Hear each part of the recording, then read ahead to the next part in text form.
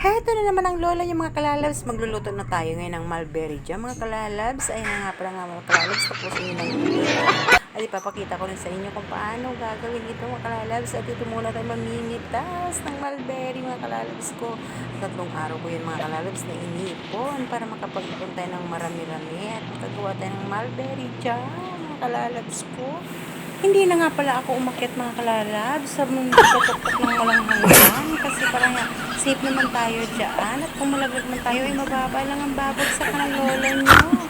Pero ito na nga mga kalalabs ko, gumamit na nga ng ladder ang lola nyo para-paraan na lamang para makapag-harvest tayo kasi sabang sayang talagang kami mga kalalabs ang bunga.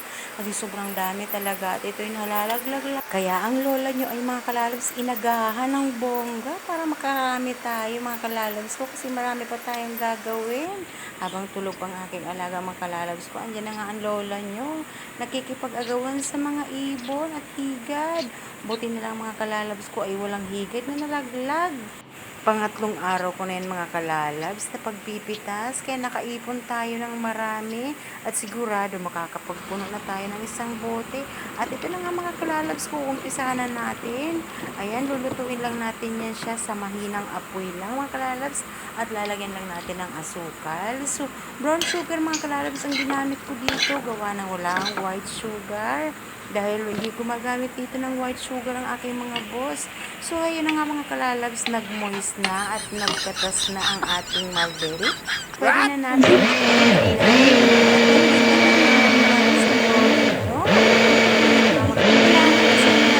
ay durog na durog. Ayan mga kalalabs, so kailangan natin lang siyang haluin hanggang sa lumapot siya mga kalalabs ko. Kasi mas maganda kapag lutong-luto para hindi agad masisira. At ito na nga pala mga kalalab, ang finished product ng lola nyo. O diba? Nakapag-ipon tayo at nakagawa tayo ng mulberry jam. Ito ay lilipat na bukas papuntang Singapore.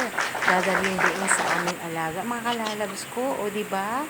Nakagawa tayo. Mga kalalabs ko kasi nagawa natin. O diba? Ang saya-saya. O ayan, punong-puno ang ating garapon mga kalalabs ko. At ito, may konti pang tira mga kalalabs. Sinubukan ng lola nyo, ipalaman sa pandesal at may natira pa. Ang sarap niya mga kalalabs, masim-asim na matamis. At ayaw ko rin naman kasi sobrang tamis talaga mga kalalabs.